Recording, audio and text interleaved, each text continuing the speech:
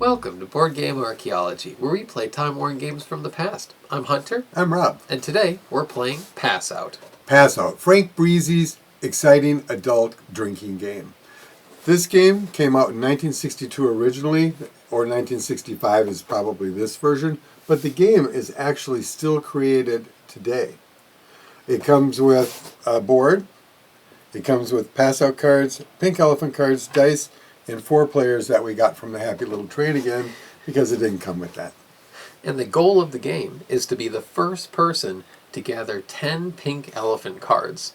Yep, it's really that easy. This game actually is the same game that I grew up playing when I was a young troublemaker.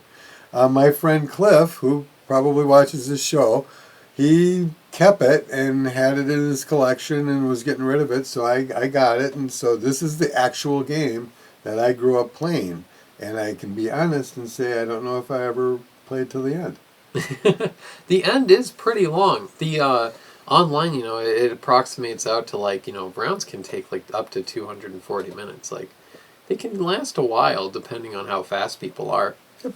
But yeah, essentially, it's as simple as it looks, where, everyone takes their turn rolling for highest. In this case, it'd be you. And you just roll the 2 dice, and then do whatever it says on the tile. So red would take a drink. So if you're the red player, you would take a drink. Exactly. And that drink can be anything. It can be a sip, it can be a slam, it can be whatever you want. The rules are very kind of whatever you feel as a drink counts. Yeah, they are kind of very ambiguous about it. So if you're the strategic type, make sure to take sips. Right, and if you're drinking beer, it's one thing. If you're drinking like bourbon, it's totally different fish than you are sipping it. But yeah, the game is really, really easy. It's kind of laid out in that Monopoly kind of style-looking game. It's even got a bar in it that kind of locks you down like the Monopoly jail. Yeah, which is funny given the context. Seems like the bar would be the good thing to be at. That's where you're going. Yeah. You're playing pass out. However, though, it's not always good, because specifically this tile, the one adjacent from there, is go-to bar. Now, when you are sent to the bar via a pass-out card, which you get via these spaces here, you will still, the game will consider it, say I'm over here, the game will consider passing start as going to the bar. If you land on the space, however, it specifically excludes that, so you do not get to get the pink elephant card. And that is the clincher. You've got to get the 10 pink elephant cards. And the only way to really get them is by the start and maybe 1 or 2 cards in the pass-out deck.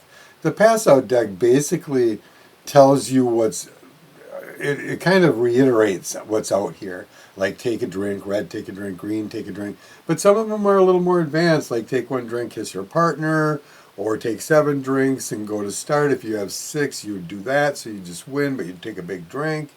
And so, the pass-out cards are just basically simpler rules to kind of cover what you're doing, making you drink or get to a pink elephant card.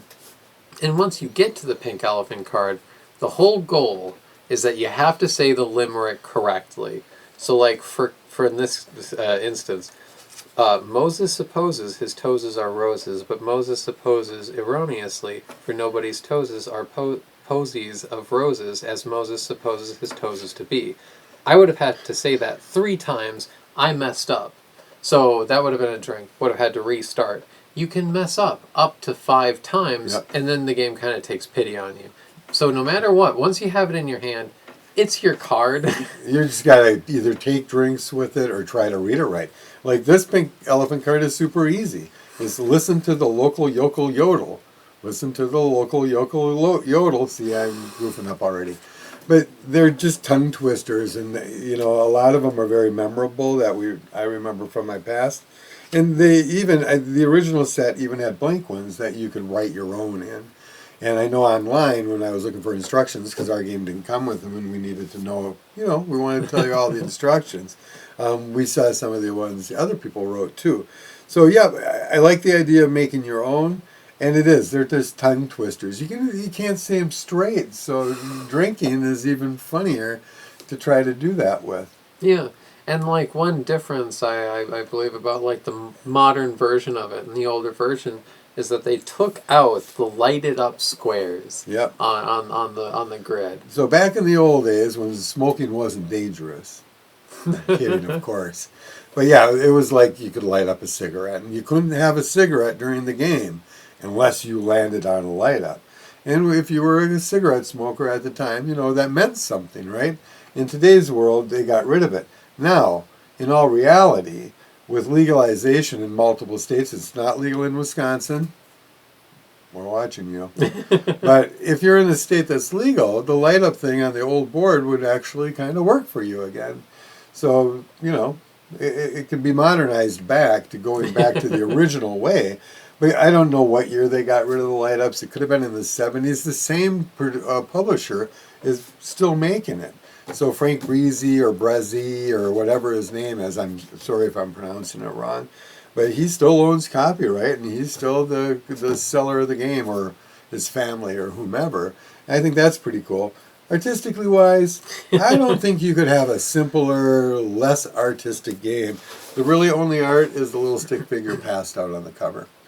And that's it. He's used there. He's used there. Oh, no. We have an elephant on the pink elephant cards, too. Wow. So we have a little bit of art, but not like we could have. But I don't even know what will you draw? Just drunk people? Yeah, it would have to rather be a lot of like, you know, like in those big stoner posters where it's just like a bunch of different, what do you call them? Like references and stuff like that. Easter eggs or whatever. Yeah, you know? exactly. Other than that, I mean, yeah, what else are you going to do? Just kind of like generic party stuff. So I do get the dilemma of just feeling like, just make it blank. But it had a lot of potential to be more fun. And it was, you know, when you're young and you're stupid and you're doing things, we had a good time playing it. It was funny and you know, it was what it was. But I can honestly say I don't know if we've ever finished a game.